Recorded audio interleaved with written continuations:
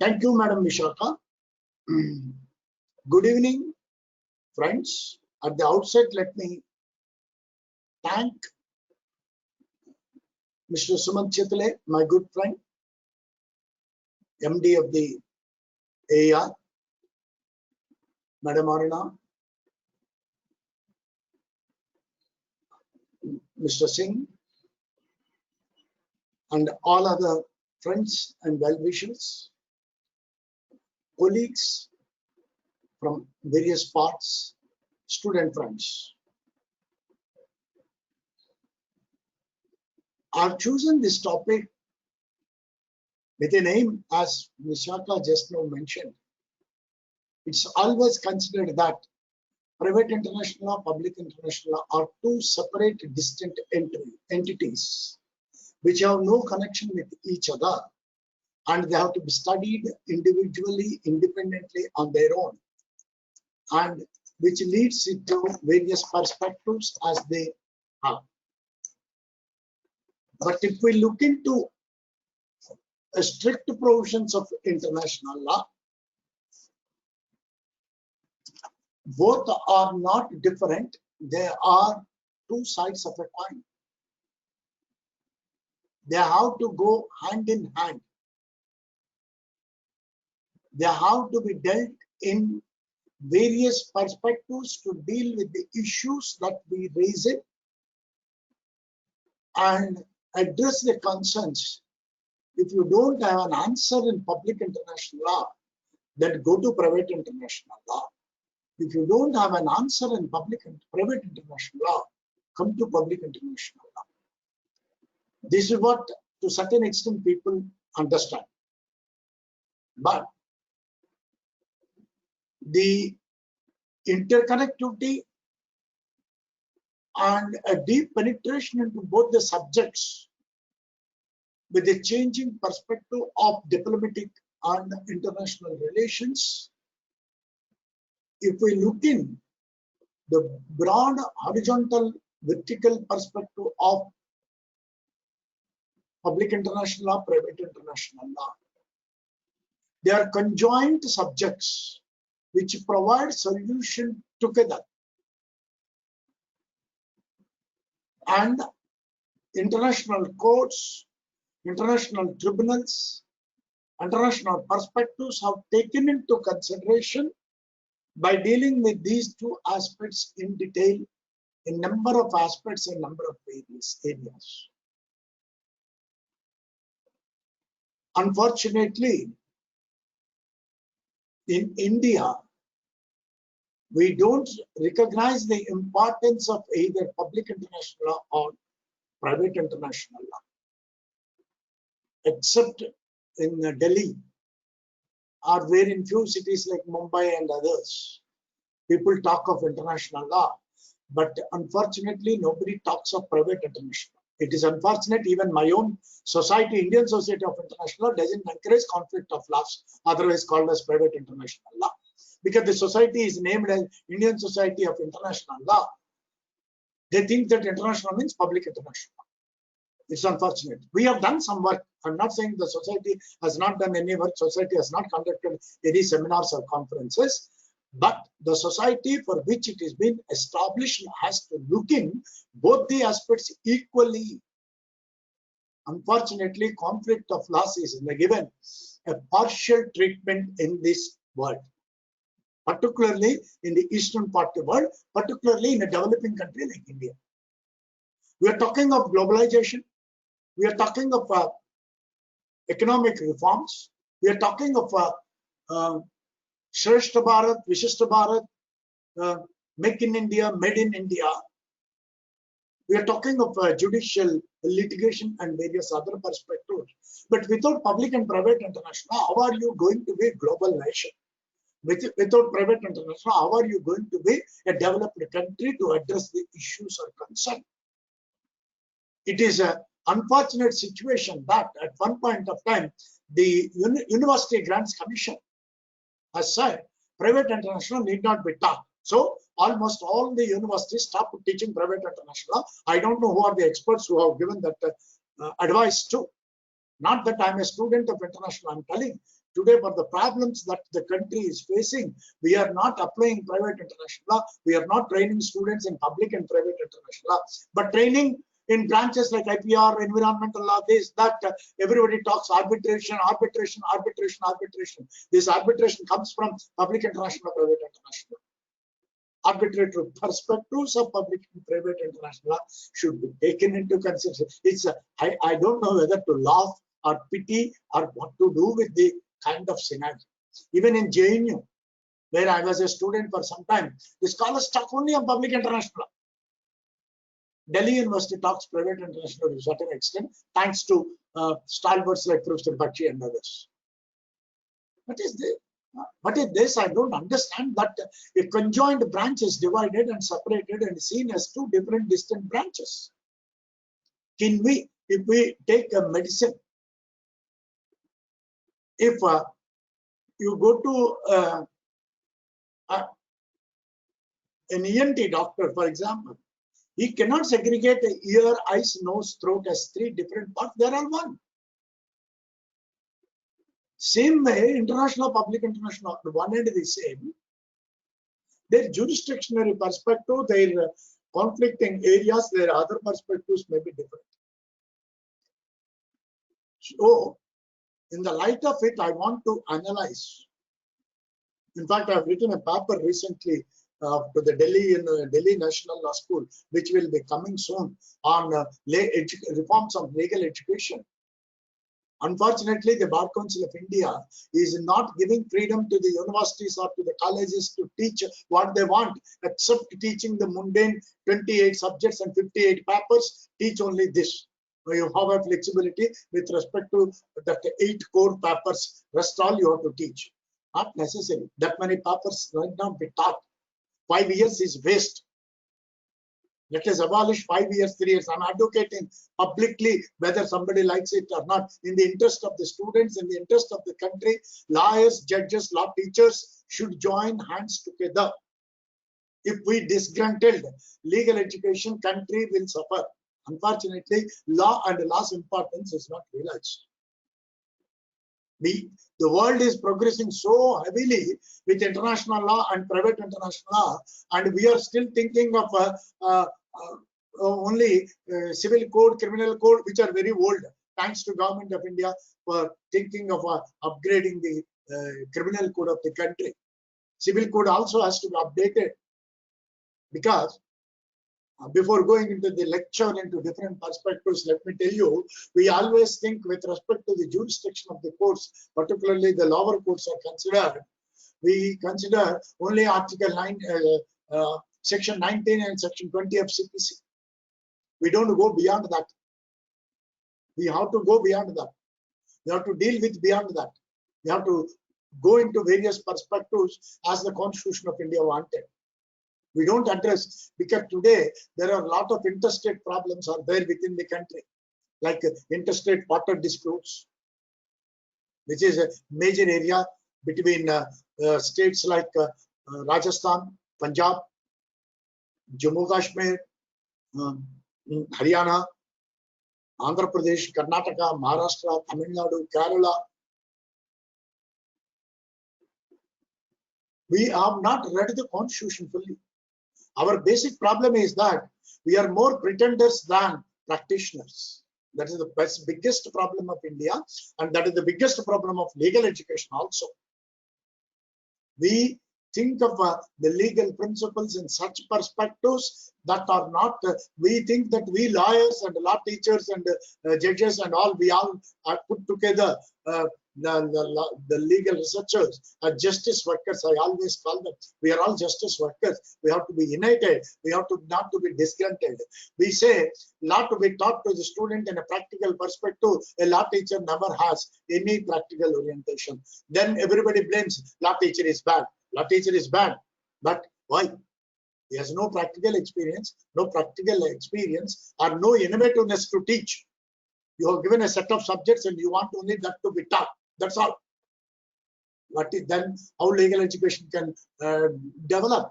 And how law can you establish national law schools? You glorify them. You say legal education is so much.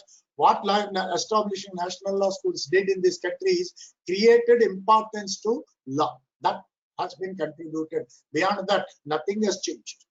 Nothing has changed except some projects which universities do individually because they have a lesser workload compared to a university or a college. Because I'm now a vice chancellor of an affiliating law university, where in my own campus I have 7,000 students.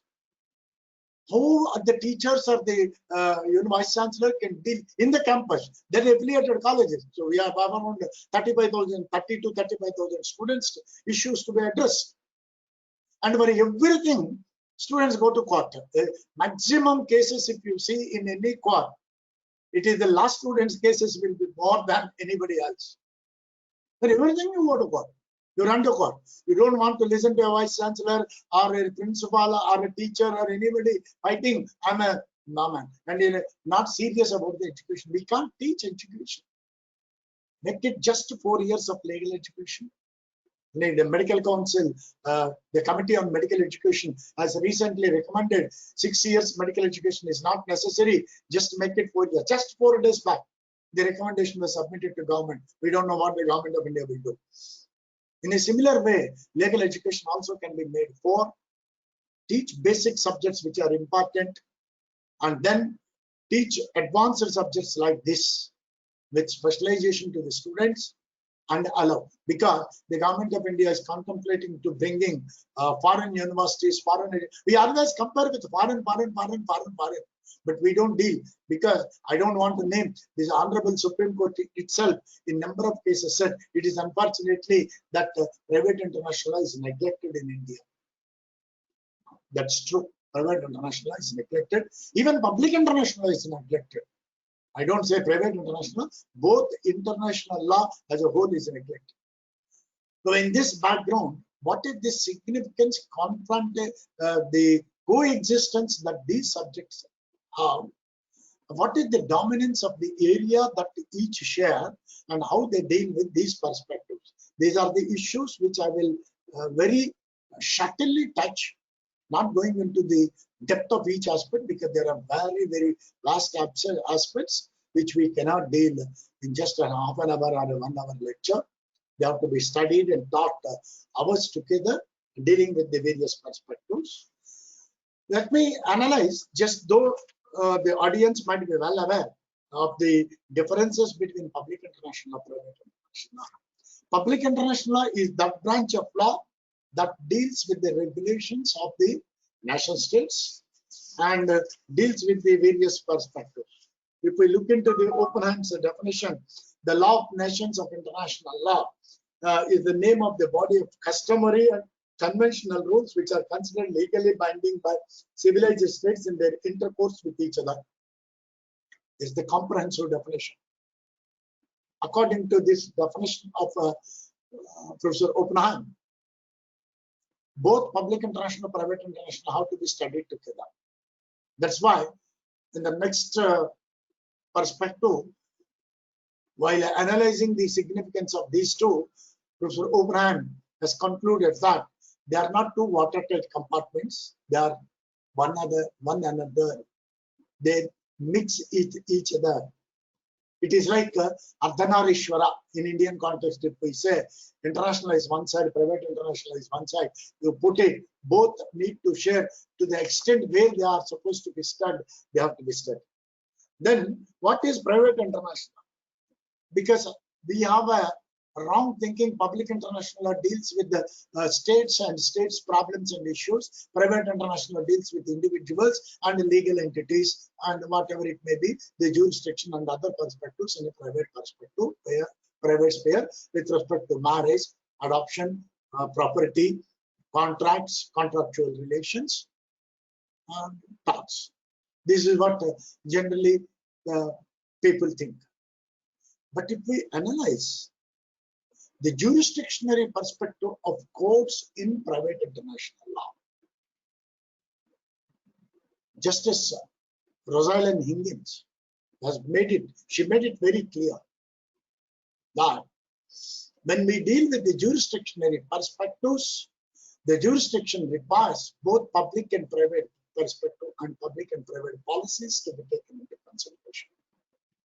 When we take the public and private policies to be taken into consideration, when we get a judgment analyzing the jurisdictionary perspective, we need to go into the various perspectives. Because public international law per se has been evolved on the basis of private law. The father of international law, Hugo Grotius, has developed the principles of public international law. In many areas, he has taken those subjects from private law. In fact, the subject of public international law was not directly related to law as such in the ancient world. It was part of philosophy.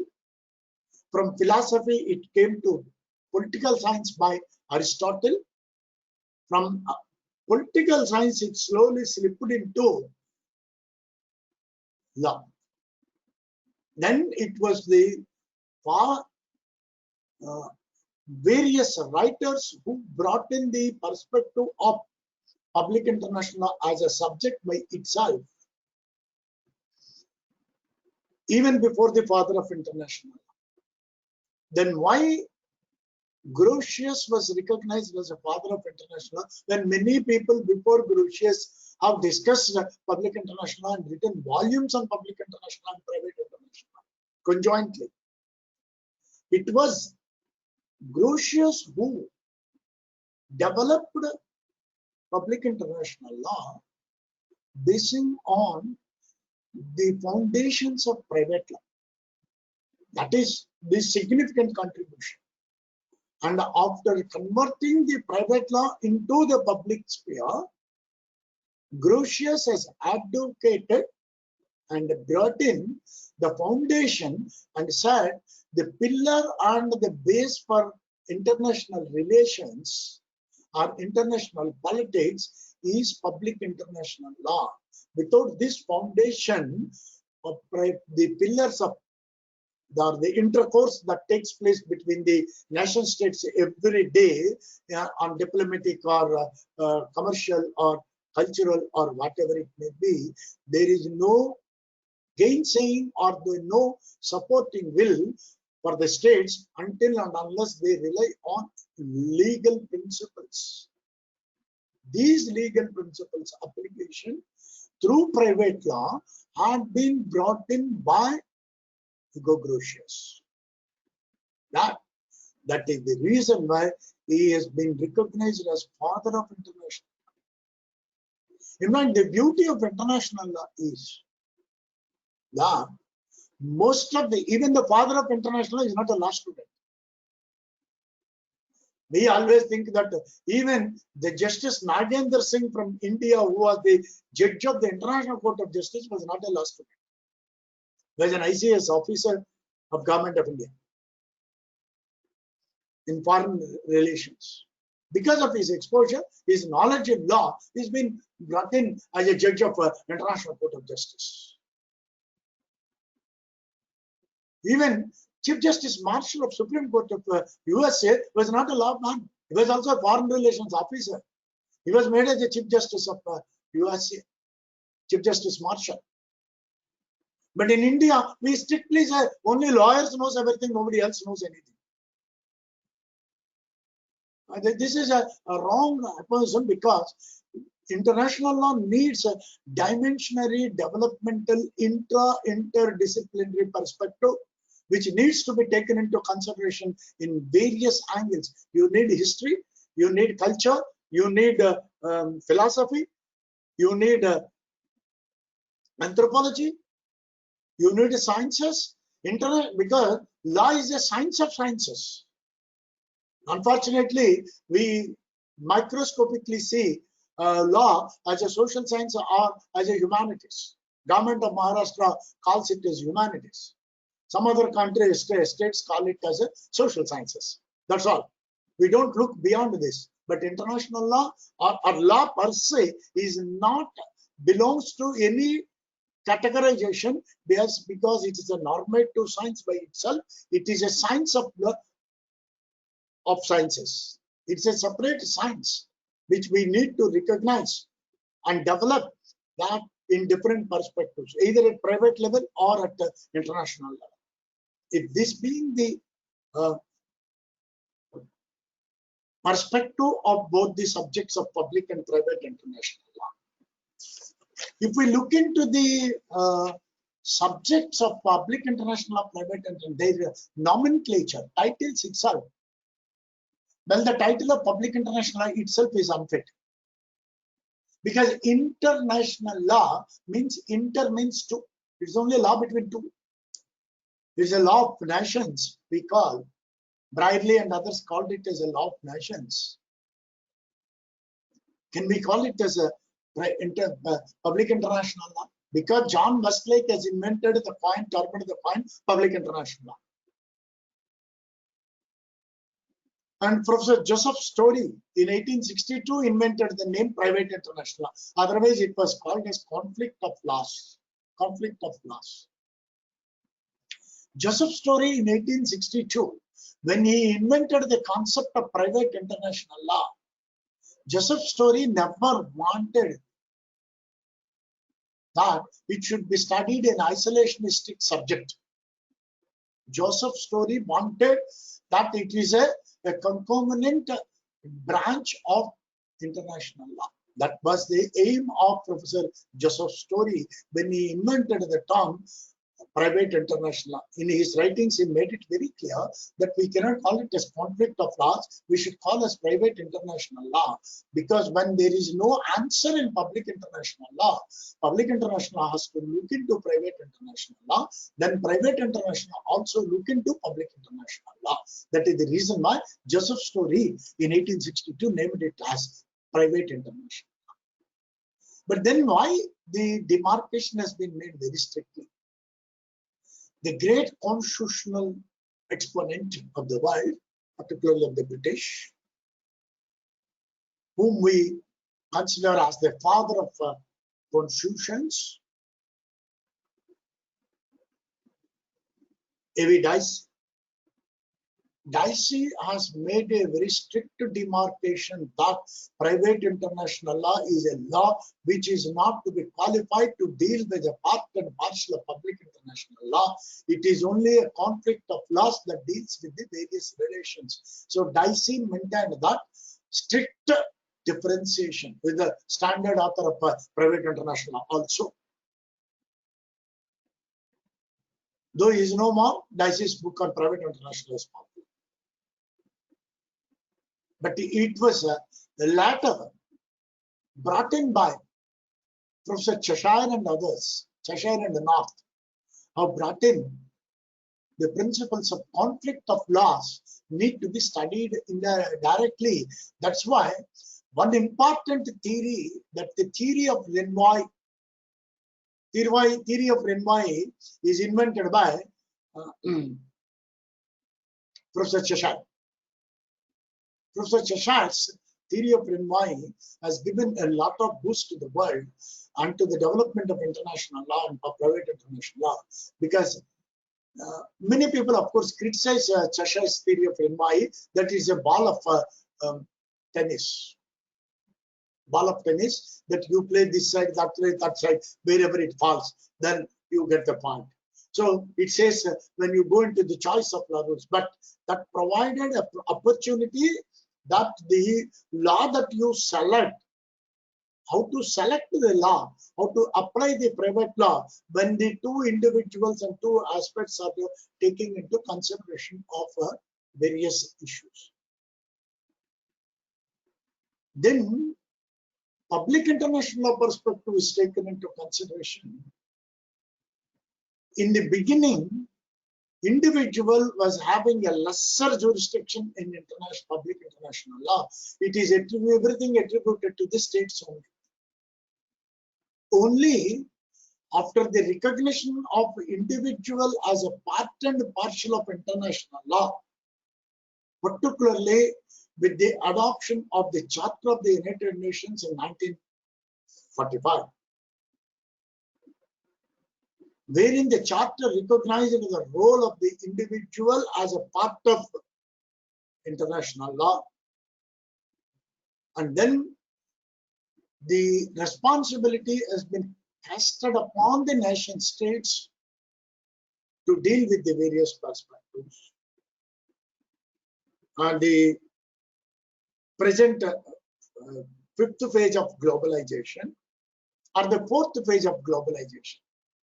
Because globalization, many people think that globalization is a new concept. I heard several times people think, is that globalization is a new concept, it's an evolving concept. Globalization is in its fifth phase now. Globalization, if we look into the scholars, of course, people differently define globalization. Some call it right from Magna Carta, globalization started. That is too exaggeration. But globalization started with Industrial Revolution and with Karl Marx.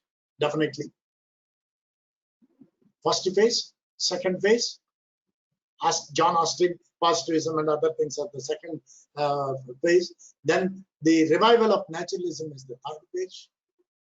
Then 1920, with the 1919, with the help of the League of Nations, to 1990 or 2000, up to 2000, it is a fourth phase. After 2000, it is the fifth phase, which is now economic globalization. This phase is economic globalization, because the developments that took place between 1919 to 2000, particularly the developments that have taken place more so after the Second World War. The Peace Treaty of Versailles has provided the base for combination of public international law and private international. Even before that, the Jay Treaty between Japan and America in the 18th century has led the perspectives for the foundational aspects of public and private international, but particularly for public international and the various perspectives. But then that perspectives have come in, particularly after the adoption of the Charter of the United Nations. Many people doesn't see the Charter of the United Nations. We see only as a charter that deals with international law, international organizations, Security Council and other things. Security Council, veto power, all these things, of course, I'm not going to dwell on the various aspects of Charter, has been given power to the 5 big nations only to help and coordinate, not to exercise bossism. Veto power has been given, but that's a different story. That's again a different kind of perception. If we read the authoritative interpretation on the Charter of the United Nations by Goodrich and Hambro, an excellent work, which gives what is the real meaning of the Charter of the United Nations. Each article wise, each word, each para has been detailedly discussed and interpreted by Goodrich and Hambro in 1956. But unfortunately, as we are not having committed so much to our constitution, the nation states are also not committed so much to the Charter of the United Nations. That's a different story, of course, altogether. But if we see the preamble of the Charter, which is the epitome of the Charter, which says, we the nation states do hereby solemnly resolve to save the succeeding generations from the scourge of war, which we have witnessed twice in our lifetime, and to save the succeeding generations, and to develop peace, security on the globe, and to promote and protect the human rights of all without any kind of discrimination of race, religion, and etc. So forth, so on. Gender. We have to protect. This is what the Charter has been glorified. And these principles have been highlighted by the Uniting for Peace resolution. And also, if we look into the trusteeship system, Article 86 of the Charter makes it very clear that when an alien comes into your territory under international law, today we call various perspectives of refugees, this, that, everything have been developed. When a refugee or an alien, somebody in international aliens or different nationality perspectives, when a refugee comes to your state, Well, then you deal with the perspectives of public international law to private international law, that is the municipal law of the state. But the municipal law of the state should not conflict with public international law. That is the prism. But we, without understanding that, we try to deviate and discuss these two various aspects. So what is happening then in this prism is that when we look at various aspects of issues are considered, then how do we deal with the emergence and the interrelationship between public international law, private international?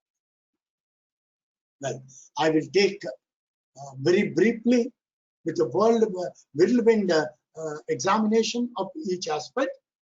What is the historical context that they have been developed? One, and the uniting factors between the two. Second, we will take the treaties. Third, interaction between the subjects. Fourth, the employability of both the subjects by international courts and tribunals, and the vice versa, the sources of international law, how they contributed. And the next is the impact of economic law on the changing scenario on the nation states in their relations. And then lastly, how the closely coherent interconnectivity that has been developed between these two subjects due to human rights, individual as a subject and object of both the subjects, international and private international. Individual is a subject and object here means individual is a subject of conflict of laws and an object of private and public international. Because the aim of any law, as Professor Oppenheim has distinctly, clearly marked and said, that to alleviate the intensity of the conflicts that exist between man and to guide them to progress for development with respect to peace and prosperity. To alleviate the intensity of the conflicts. That is the aim of law. Alleviate the intensity of the conflicts. But we think that conflict is coming because of law. That is where our misunderstanding. That being the perception, we are not able to understand what law is till date, and we could not define what law is till date. Though numerous definitions of there what law is, but we have no exact definition. This is what law is. And then we say law is a evolving subject, law is a social science, law is this science, law is that science, and law is the outside. But I ask one simple question. We all know air. We all know the significance of air. We know air, and we define air. We feel air, we sense air, hot air, cold air, breeze, heavy wind, this wind, that wind. We inhale air, and we know air. We see fan is moving, air is coming, and I caught. Air is there in my hand. When I open, where is air? Law is also like that. Without law, we are not there. But we cannot mistwist and misdemeanor the legal perceptions because of the misdemeanors of law across the nation states. Today we are facing problems. We are facing problems not because of anything else, but because of misunderstanding, misinterpreting the provisions, and not fully adhering to the principles of law. I'm not saying that I'm because we are all law students, and this is the truth. If we are legal bound, if we are duty bound, then definitely problems can be addressed very easily. There is no issue problem in the world per se. Philosophically, if we speak, issues are there, and it's to address the issues and to resolve the issues, law is there. So we need to do it. Well, this being the main prism of law, to alleviate the intensity of the conflicts, law always imposes duty. Law always imposes duty, either a positive duty or a negative duty. But this concept of duty has been destroyed by positivism, thanks to John Austin. He said might is right. His might is right principle of John Austin or Jean Bodin said, everywhere man born, but he is in chains everywhere. Yes, you are in chains everywhere. We are in chains. We don't realize. That's a philosophical statement. What the ancient Greek philosophers, or the Macedonian philosophers, or the Roman philosophers, or the Eastern philosophers, like Buddhism, Hinduism, or multiculturalism of the world, all religions have given this kind of perspective to highlight the close relation between man, society, and the law, and in which, as I told you in the beginning, international law was considered a part of philosophy. Socrates and others have considered it a philosophical proponent where you follow the duty, and the duty perspective of it has need to be taken into consideration. You see the Indian philosophy or you see the Western philosophy, that is what has been developed. In fact, Western philosophy of late, after the renaissance of the Roman Empire, the Ottoman Empire, Roman Empire renaissance, on which the modern development of British Empire developed. It has given more thrust to the emphasis to the rights philosophy than to the duties philosophy. The Oriental society has given to the duty, but the Western society has given more to the rights perspective. The conflict between right and duty is always existed in the Western philosophy and not on the Eastern philosophy. You see Buddhism, Jainism, or Hindu, whatever it may be, the Yuan Xiang, or any work you see, Gautam Buddha, or Mahavir, or Jain, or the ancient literature of India. There is no depth of ancient literature of India. From Kashmir to Kanyakumari, across the country, we have huge literature, cultural value, right from ancient to modern periods. But we have misinterpreted our ancient culture, ancient literature somewhere, sometime. So that is going very clearly, and thanks to the Britishers who divided and who told us painstakingly, Indian culture is bad, Indian literature is bad, India is bad, and destroyed our original texts. But they kept our texts in their libraries, and they are reading and they are enriching. And we are saying that our culture is bad because we don't know. Really, we don't know. We have to go and read, then we have to condemn. Suppose if you see Bhartiya, Tirukural, Chanukya's Ardhashastra, these are Nalanda history contributed by University of Nalanda, Harappa, Mohenjo-daro. We have developed a culture where the society and the individual is become part and parcel of community, and without individual there is no kind of a society, either microscopic society, macroscopic society doesn't exist. If we look at the anthropology, origin of species, if we look at the origin of species, what the origin of species aside? The evolution of mankind, how mankind has evolved and progressed further, and how man changes the shuttling perspectives that have been given to us. So that of the perspective, particularly with respect to property relations. In India, we had one judge, Honorable former Chief Justice of India, Justice Koka Subbarao, excellently written on property relations. In fact, I request all the people, wherever it is possible, but I don't know whether it is available or not now.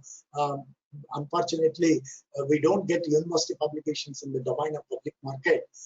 Bangalore University has published one anthology of lecture series of Justice Koka Subbarao, Man and Society. Excellent book, excellent, just 100 pages. Man and Society. Unfortunate enough, I could purchase in those days in the Bangalore University Press, and I'm able to read it 100 times. You read each time, you get a new perception. In a similar way, we had another important judge, Justice Vivian Bose from Bengal, the Supreme Court. These judges have contributed. In fact, Justice Vivian Bose authoritatively said, when the whole world is progressing, looking into the perspectives of public international, private international law, why India should be sitting back. In one particular case, in Dalmia Dadri Cement Company versus Union of India's case in 1960, 1957, Justice Vivian Bose observed this particular paradigm of the principle that when, sorry, not Dalmia Datri, Virendra Singh versus State. Virendra Singh versus State, 1956, 1962. Justice Vivian Bose has made this comment very clearly in his judgment. And Justice Koka Subbarao has given further highlighting, crafting perspectives to various aspects of it through property relations. Because Koka Subbarao confined public international, private international from the property law perspective, because property is the very important aspect that has brought in all kinds of wars in the world, even at home. If a father has 4 sons, if he has a lot of money, the sons and father disgruntled because of property, but nothing else. That is truth. We are after money, but not of values. Maybe reasons may be different. One son might be close to father, he might have given more property to elder one, the other one is lesser given. Then we fight. Then we go to court. If you see today, even in India, the huge litigation that we have, if we exactly link in either transfer of property matters or the contractual property matters, will occupy around 35 to 40% of the litigation in the country. And state is a party in most of the cases, and that also in property, mostly in property, either in public property or private property. Is the property is the biggest hurdle across the world. Why I'm talking property? Because today everybody is interested in intellectual property, and intellectual property is nothing but a property. The whole world is going about by property, whether it is a physical property or mental property.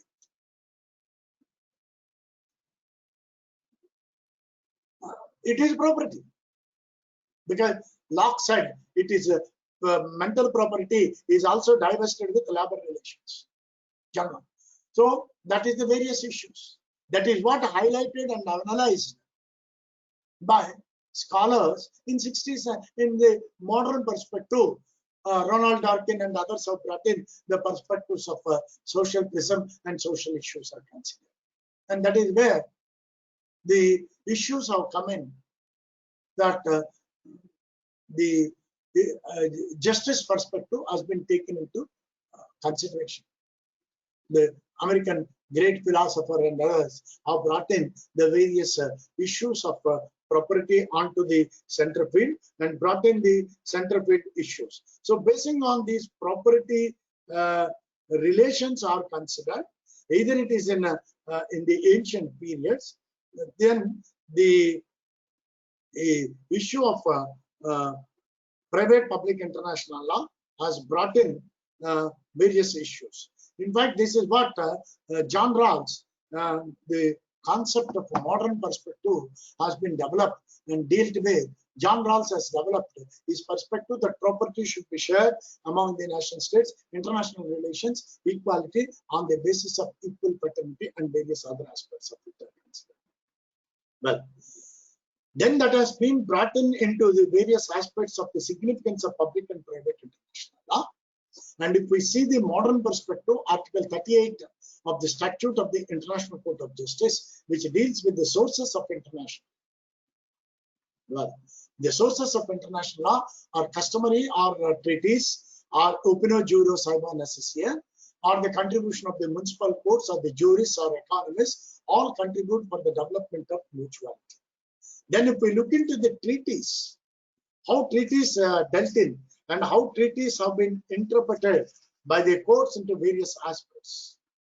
Well, while dealing with the Serbian and Brazilian loans cases, the Permanent Court of International Justice, while dealing the aspects of private international law in relation to public international law, the court, through Justice Lauterbach, has made it very clear that if a principle of international law has to be brought in, it has to be based on municipal law. Justice Lauterbach has written a very beautiful book, Private Analogies of Public International Law, the rarest of the rare books. Excellent book, Private Analogies of Public International Law. In this work, he has analyzed how private international law develops as a base to public international law and deals with the various perspectives.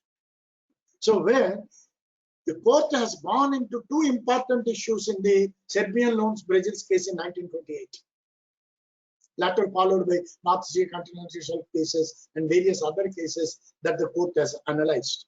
In this, the court has confined with the two important aspects. Choice of law matters is a part of municipal law or not. If it is part of municipal law, whether municipal law will be part of public international law. Then to what extent the uniformity of private international law can be taken as a part of the public international law through law of treaties. McNair has developed these principles in his enterprising work on law of treaties. So if we see, Judge Lauterpacht was dealing with the case in Norwegian and other perspectives. He said that I just read the lines, just 3-4 lines of Justice Lauterpacht's observation. It does not mean that national law or conflict of laws is a matter which is only outside the orbit of international. National legislation, including currency, may be contrary in its intention or effects with the international obligations of the state, but the Committee of Nations legislation with international law is a matter of international law. But then he again elucidated that Article 38, if we deal further and deal with the various principles, then it needs to be taken into various principles that have been developed. In fact, in the application with respect to the certain Norwegian loans case between France and Norway in various aspects between Netherlands and Sweden in 1958. With respect to law governing guardianship, citizenship, the international guardianship, citizenship is a municipal law matter. But then why it went to international court? Please think aloud. Guardianship, citizenship, all these issues are a municipal law, private international aspect. Then why these issues have gone? Because individual cannot go to International Court of Justice. No, it is the state has to take. So the individual's interest has to be protected. That means state is duty bound to protect the rights of the individuals. So while dealing with this case at hand, referring to what has been said in Lauterpacht's issues, the International Court of Justice made it very clear that Article 38 of the statute namely references the practice and the experience of municipal law of civilized nations. And it is by reference that deals with opinions that are made, opinions that are dealt with need to be brought in. Then Lauterpacht concludes that the so-called particularists have divided, otherwise there is no division between the two. You take the principle and apply. Law of privacy, for example, if we take. Law of privacy is an individual perspective, which is of a perspective of civil law. But then when we go into the civil law perspective, how do we deal with the public perspective? How human rights have they recognized under the UDHR or the covenants or on the constitutions, how privacy has been recognized. Under Article 21, our Supreme Court has recognized the right to privacy and the right to privacy perspective. The right to privacy is a very important perspective. Where from it has come? It has from international. Then, if it is private international, it is a private subject. Well, when one country deals with the private perspective court, when the judgment has to be implemented in another country, in jurisdiction, if the judgment is contrary to the public policy of the state, the judgment cannot be implemented in private international law. That means you have a judgment at hand, but it can't be implemented. What is the use of your judgment? In matrimonial relations, we need to take into consideration. There are a number of treaties are there, number of perspectives are there. When we deal with these aspects of it are considered, how the various perspectives will be taken into consideration. And the important issue of the subject that dealt with under the law of treaties, where avoidance of the choice of law, because if we look at the Treaty of Versailles, which established the League of Nations and others, are the Hague Codification of International, Private International Law, the Hague Academy that was established in 1809. Hague is considered as a Mecca of both public and private international. Hague Academy every year offers in summer 2 courses, public, private, international law, to all the students who apply, and with a tough competition, if you get chance, you learn public and private international, both are offered by Hague. Hague is the only society which studies both the aspects, because the conventions that have been developed in private international law through Hague Codification conferences, which are now around 54 conventions have been made by Hague Codification conferences, and a number of bilateral, multilateral agreements, regional aspects. It's a bulky subject, private international, public international. We do heavyweight subjects that we cannot carry each other.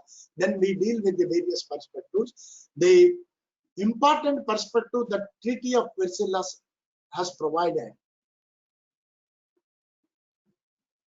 the 1919 Treaty, Peace Treaty of Versailles, that avoidance the choice of law problem entirely by synthesizing the rules of substantive law of the countries concerned. 4 important points. Synthesis of the choice of law rules, application of particular municipal choice of law rules selected on the basis of some principles, such as the law of the debtor's domicile, formulation of choice of law rules on the basis of principles generally recognized by civilized nations. This is what Treaty of Versailles has been developed. But we don't read the Treaty of Versailles in depth. We don't read international at all fully. We only read Stark and we say, we know international. I'm reading international law for more than 35 years. If you ask me as a student of international law, I will simply, definitely, honestly admit that I don't know what is international law. Definitely, I don't know what is international law, either public or private. Both the subjects I'm reading more than 35 years, but I don't know what is international. Such a vast subjects there are. We cannot claim I'm an expert. Even Ian Brownlee, Lauterbach may not claim expertise, because what they have written as today, they become outdated as tomorrow. What you have studied yesterday, what you have seen today, what you will see tomorrow is entirely changing because of the fluctuating international relations between the nation states. Fastest development. These 2 subjects to be studied with another important subject, which we don't talk of at all in India, is comparative law, international comparative law. Comparative law is a very important subject. We don't teach at all comparative law. We don't talk of comparative law at all in India. There is no society on comparative law, international law, and other things. There are no journals. There are no standard prescriptions except Indian Journal of International Law. There is no standard journal in international in India. Everybody claims. Now everybody says, sir, IPR journal is this. All these journals are part and parcel of international law. They should be brought. You may be a small branch that you are concentrating. Standard like American Journal of, thanks, Indian Society of International always maintains the standard is the only standard journal on. But if we don't study in depth like the perspectives that are studied, very few scholars come to Indian Society of International. Very few people, those who are in JNU, Delhi only will go. Nobody else will bother. And unfortunately, politics are such that, though I'm a vice president, I'm telling openly that the Indian Society of International doesn't want to expand its branches throughout the country. When I tried, people defeated on narrow-minded perceptions. It's unfortunate. Indian Society of International is not the property of Delhi, which is the property of India. It is the intellectual property of India. That is one reason we are not able to realize and deal with the various perspectives of international law. So, when we deal with these type of aspects, we have to look in. So, the Treaty of Versailles has given, and from Serbian and Brazilian loans case 1929, even the Charge Factory case that was decided by the International Court of Justice, or the first case, Lotus case, that was decided by the Permanent Court of International Justice, has discussed with the jurisprudence of our interaction between both the subjects and the various perspectives of public international law and private international. In fact, Robert Jennings has made a very important observation in his words. He said that treaty law affects the everyday life of the people, and more advanced in the country, more likely are people to find themselves subjects in international in myriad ways. What is this myriad ways? What Robert Jennings? Jennings is a very highly intellectual scholar, intellectual penetration that he has done with international law. Brierley, another scholar. Brierley's book is very small in international law. Just 250, 260 pages book. That's all. But if we understand Brierley, we can understand anything in it. Westlake or anything. Why I'm saying these are the aspects that leads to deal with various issues of public international law and private international law. Then coming to the interaction between the subjects. 10 to 15 minutes, I'll complete. Please have patience. Interaction between the subjects is that if the interaction between both the subjects takes place in various areas of public and private international law is state succession, sources, contracts, public rights and obligations, jurisdiction, act of state, sovereign immunity, diplomatic immunity, law of the sea, environment, law, international criminal law, international humanitarian law. Everywhere, private international, public international needs. If we deal with the humanitarian law conventions, particularly conventions with respect to wounded and shipwreck, conventions relating to women and children of private international law, or if we read the common Article 3 of the Geneva Conventions of 1949 of the International Red Cross, the common article very subtly brings in the coherence between individual, state, and law and conflicting systems. We don't analyze in a different perspective in debt crisis, particularly in state succession. When a state evolves or bonds, the contractual obligations between the individuals and other things are sustainable in international law only when the state recognizes. It's called as act of state. This is a British concept. This concept is not recognized by American courts, but Indian courts have recognized. Unfortunately, we lost a good amount of jurisprudence by heavily relying on the British jurisprudence of act of state. Number of cases, because people think that there are very less cases came before the Supreme Court of India, but in state succession alone, there are a huge amount of cases that came before the Supreme Court of India between 50 to the 60s, between 60s and 50s and 60s. In all the cases, the Supreme Court of India relied upon mostly on various aspects, except, as I told you, Justice Vivian Bose, who said, why should we bother about various aspects? We go by the real perception of what is happening in America or what is happening in the practice of real practice in international.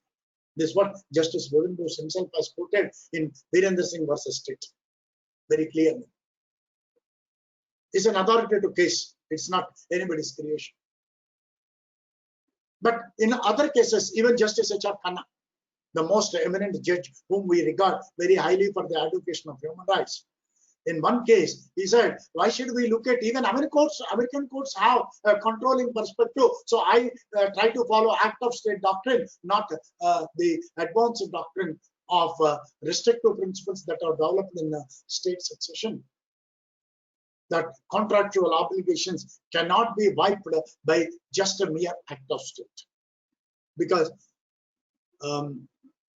in private international law, public international law, or private international law, if we look in, contractual obligations are considered, public international law definitely considers contractual obligations as acquired rights.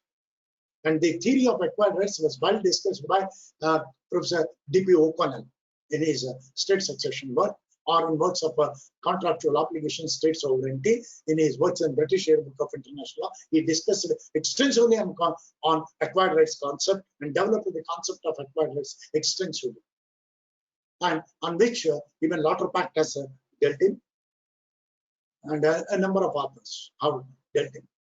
So So today, when we deal environmental perspectives, environmental issues, or whatever it may be, these are the aspects concerned. So subject interaction is a very important in which public and private international law comes in.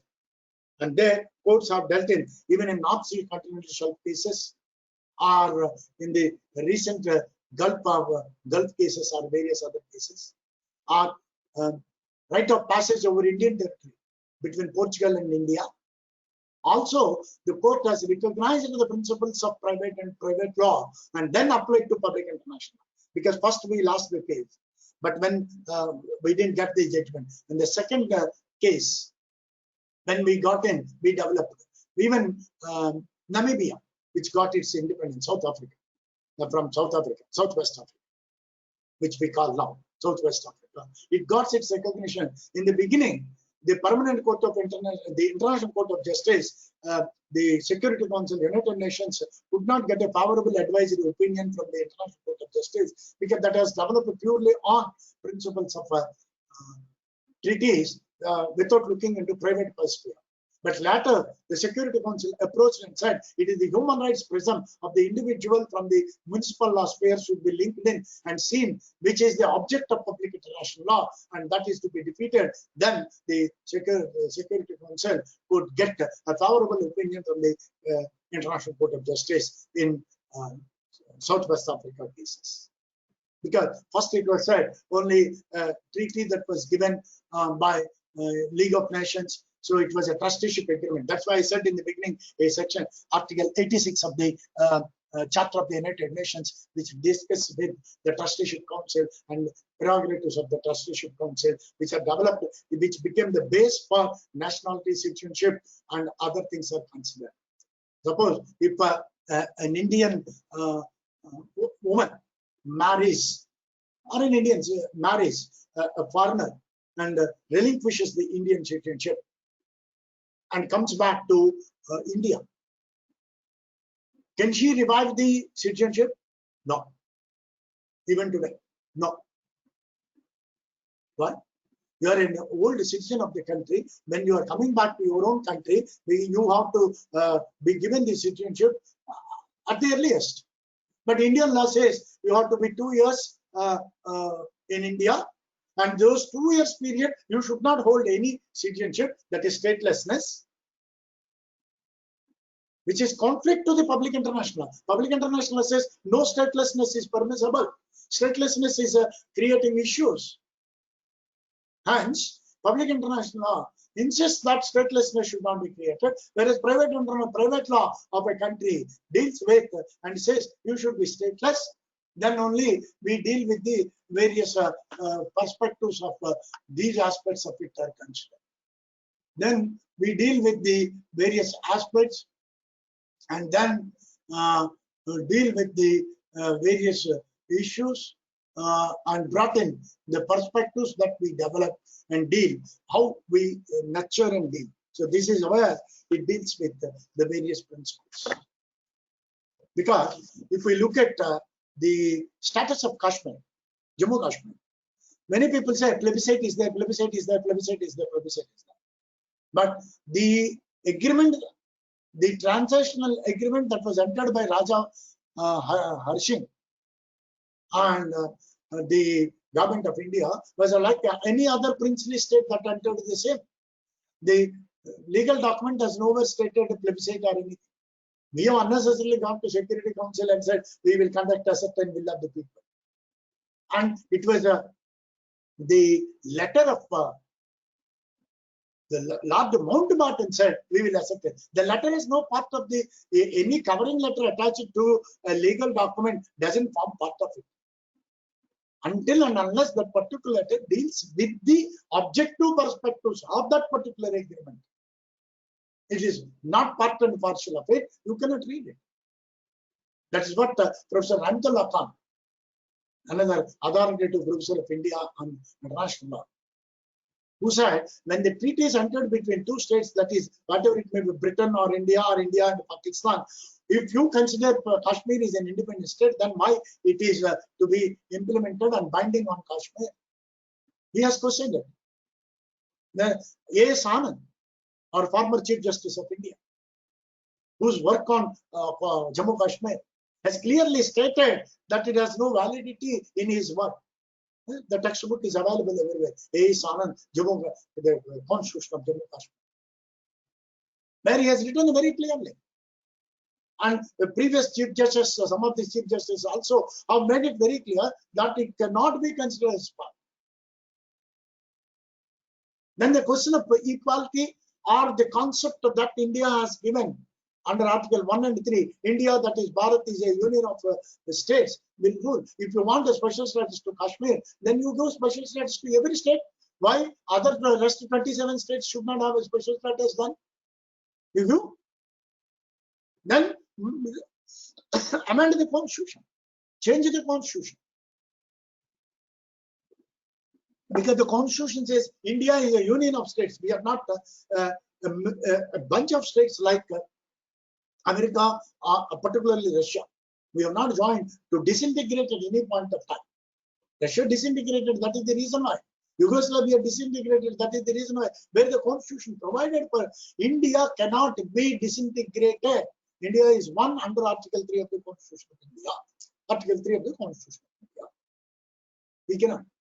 So when that is the case, it needs to read both public and private international together to achieve the objectives of the Constitution, that is justice, liberty, equality, fraternity, that has been given to us by Dr. Babasaheb Ambedkar through the preamble of the Constitution. That is common brotherhood has to be achieved. That is the coherence between public and private. No, but I'm coming in a very simplistic manner without going into the technicalities.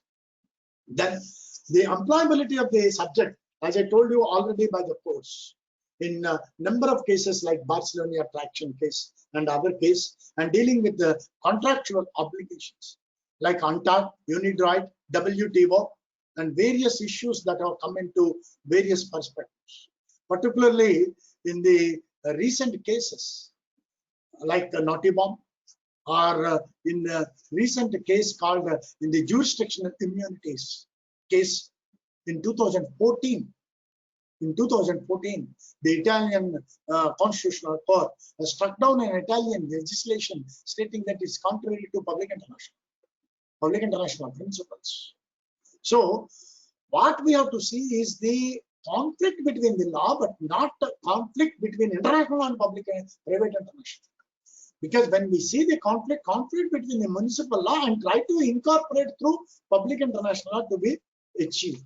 Because in recent cases, the International Criminal Court or the International Commercial Arbitration or the International Court of Arbitration have dealt in a number of issues between public and private international. Because if you see in Columbia Journal of Transitional Law, where the Fernando Rio and other writers have brought in a beautiful article recently, just 2018. They have brought in an article, Public and Private International in International Courts and Tribunals. Inseparable interaction. That is the title paper of the article. You can see paper of the article is about 100 pages. Because in international law, articles are not written just for a fashion. They are written for lifeblood, spending years together, dealing with the various perspectives.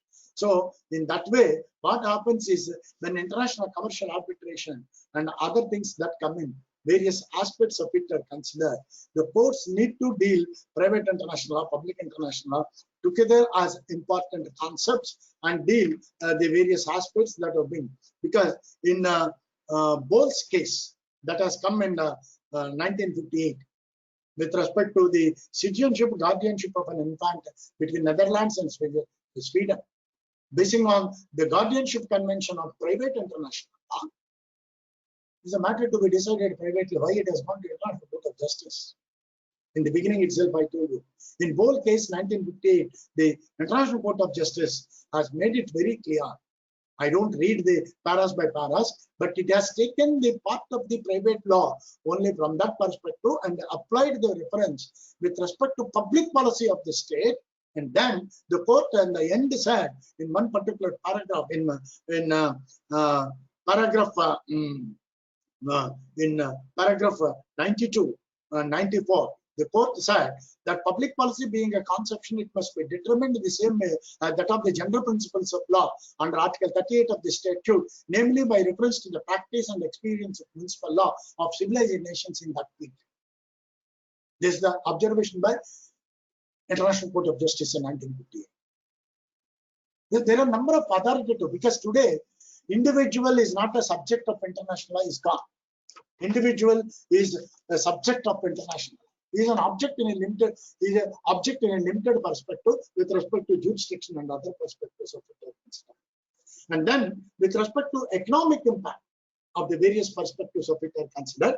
The economic impact takes up with respect to bilateral investment treaties, multilateral investment treaties. We don't have a convention on multilateral investment treaty. Everybody talks of arbitration, arbitration, arbitration. But you can't teach arbitration or competition law or intellectual property rights without dealing with private international or public international. The students study, I'm an expert, I'm subject expert in business laws or commercial law. In LLM, we say commercial law, business law, I'm an expert. What is the interaction between private international, public international law in commercial law? Then no, sir. I studied only contract act, sir. Your contract act has an interrelationship between public law, private law. You read contract act law provisions. Professor Agrawala from University of Rajasthan has published a very beautiful book on private international law, which deals the Indian perspective completely on law of torts and everything. In fact, in Armada Horse Shipping Company's case, the Brazil, which is considered as the sugar bowl, for the negligence of the employees of the government, the American Supreme Court imposed damages on the Brazilian government. The Brazilian government pleaded in 1978 this case. Pleaded before the American Supreme Court that I'm a state, I'm a sovereign, I'm not admissible to your jurisdiction. It said nothing doing. It's a private law. It's been taken. Now it is a public policy. It's a contractual relation. You deal with that contract, Armada Horse Shipping Company versus Brazil. It is only a contractual relation. Tortious obligation precludes law and deals with, even in international criminal law. When Saddam Hussein was killed, he is an individual. Why should you refer to International Criminal Court? As an emperor, but international crime, you take it to international criminal perspective. International criminal law is developing. Even criminal law, if you see, even in our IPC, there are provisions. If a criminal committed a crime, goes abroad, you take permission and go. Even in law of the sea, piracy. Piracy jura gentium. If it is continuous only, it is otherwise it becomes broken, then you have no jurisdictional perspective. Environment. Under the United Nations Convention on Law of the Sea, while exploring and exploiting the resources. I may get a contract to explore, even in my own economic zone, I cannot clear the entire resources in my area without leaving it to the future of mankind. Is it not public international obligation? It is public international. And private law, I'm employed, it is my territory, I'm sovereign. I can exploit and explore the entire resource basin. Public international doesn't permit. So you are bound by public international. So both goes one hand in hand, dealing with the various perspectives. And issue of sovereign immunity and other things doesn't deal with respect to bilateral investment treaties are considered. Because in India, a number of cases have come. Unfortunately, the Bombay High Court in one of the cases said when the BHEL entered into an agreement with an American company, and when the contract was terminated, the people came to India to file a case because the jurisdiction found that it is India as having the jurisdiction. The Bombay High Court, taking shelter under the principles of sovereign immunity, I said the BHEL is being a government organization, is part of the state. It cannot be sued, so it is an immunity. Then American investors said that it is sovereign immunity is restricted, but India has not subscribed to restrict to sovereign immunity. India is subscribed to absolute sovereign immunity. In fact, many countries in the states in the world across, even Sri Lanka, Bangladesh, Even our own enemy country, Pakistan, subscribed to restrictive sovereign immunity.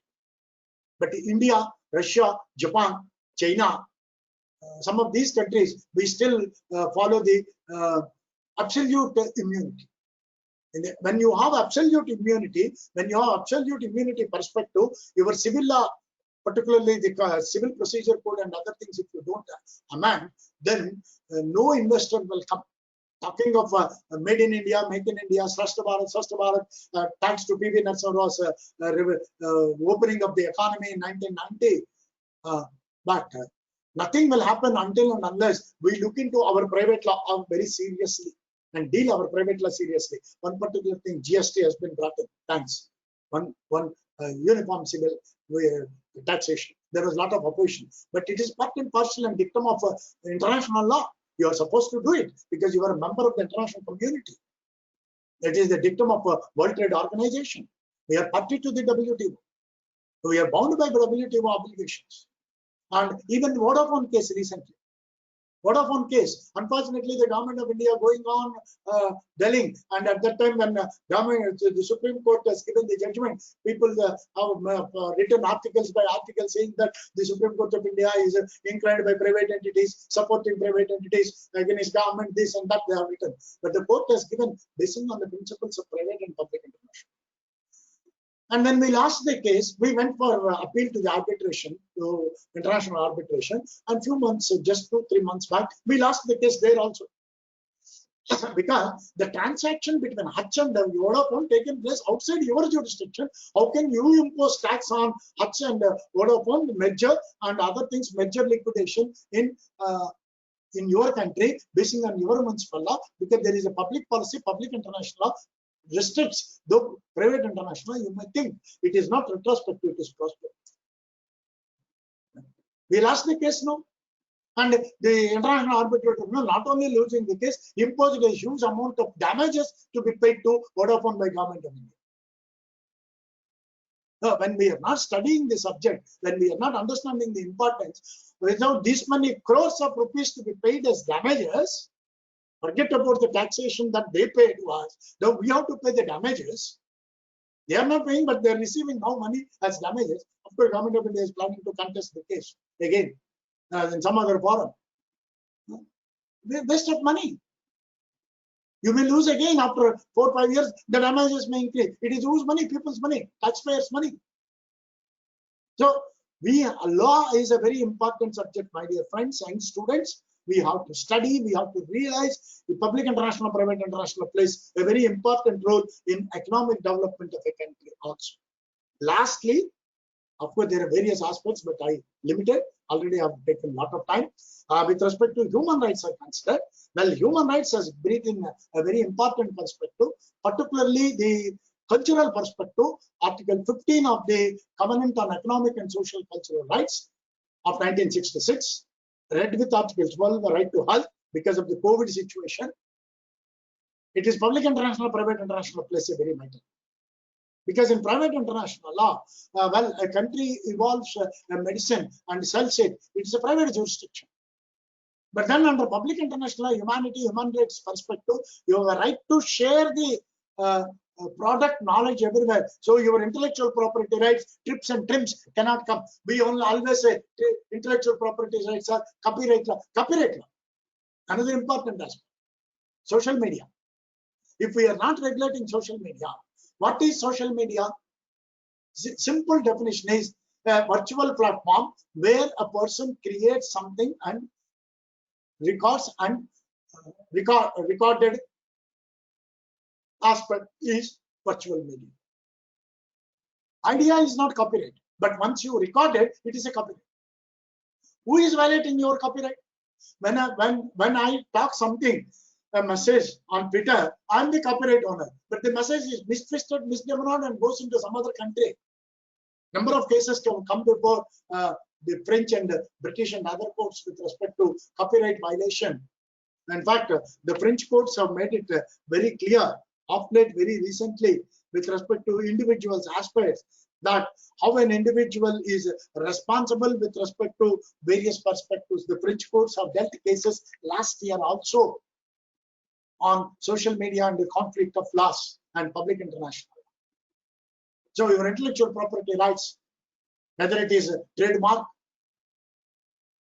or drugs, very important.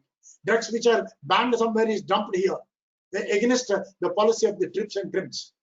We always read TRIPS only. We don't read the TRIMS, trade-related intellectual marks. We don't read that part. I don't know when we read. And it is to develop, particularly in communication perspective, in perspectives of broadcasting, broadcasters' rights.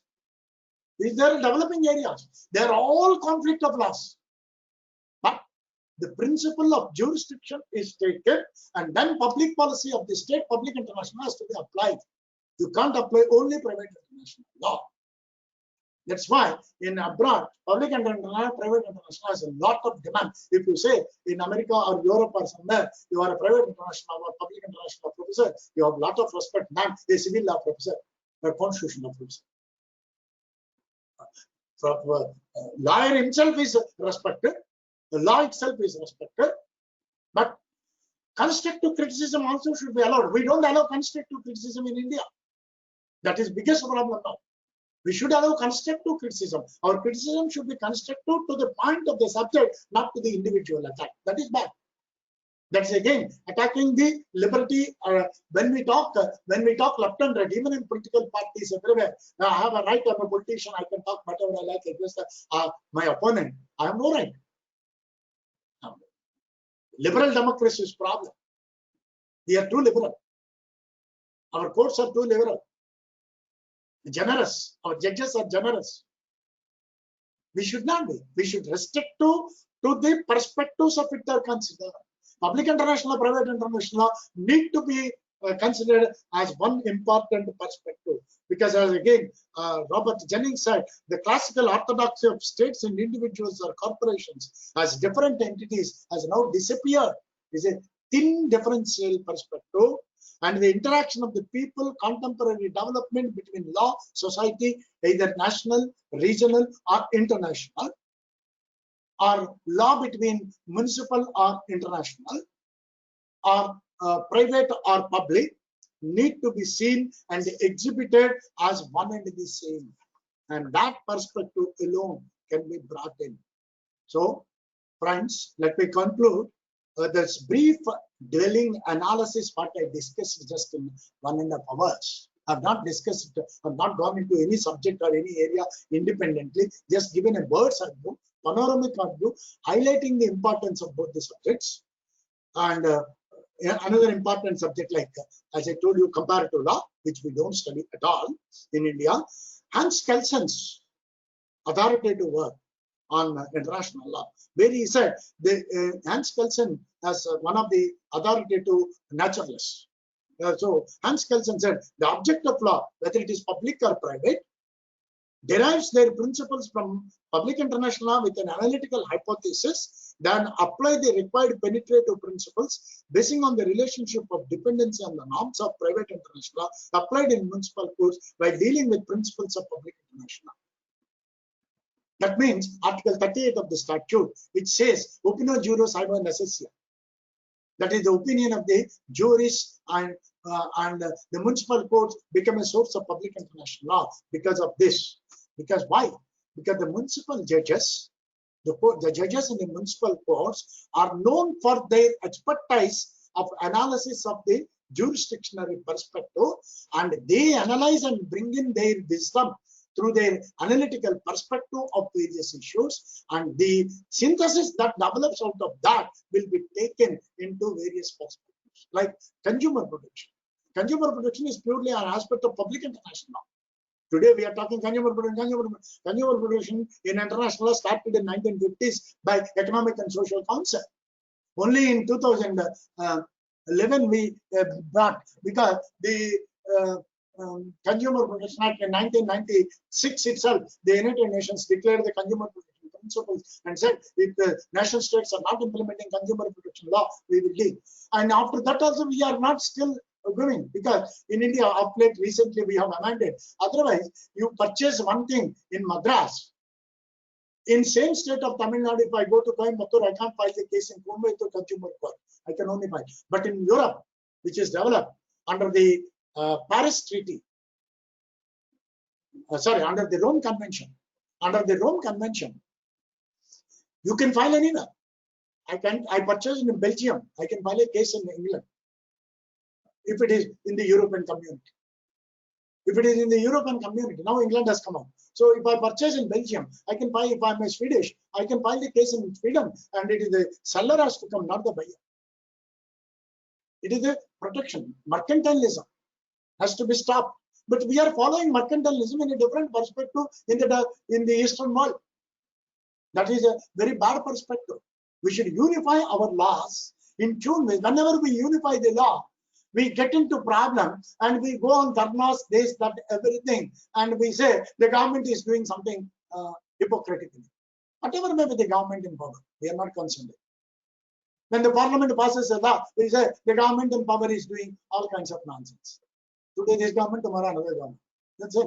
But we don't study because we don't understand the significance of law as a tool to develop the society. And the law is the basic minimum essential tool either to develop economically or whatever it may be. So the continuous economic reforms that are launched by the government of India over a period of time, right from 1990, are very reformative perspective that we need cultural lawyers, cultural perspectives, cultural issues to develop. If tomorrow, if things go beyond our hand, we can't say everything is today. Our bar council is resisting foreign lawyers not to come, but foreign lawyers have already entered to chamber practice, and if they come openly, then most of our legal education will clearly expose that we are not fit to the competent international lawyers.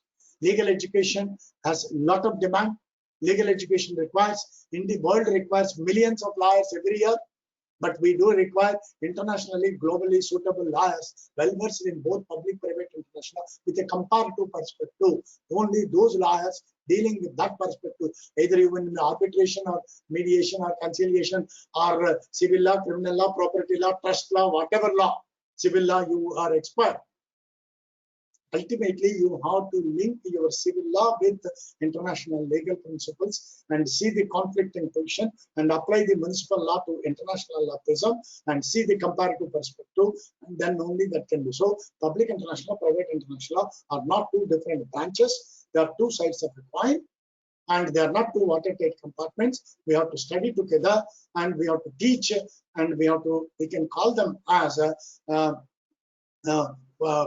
finer perspectives of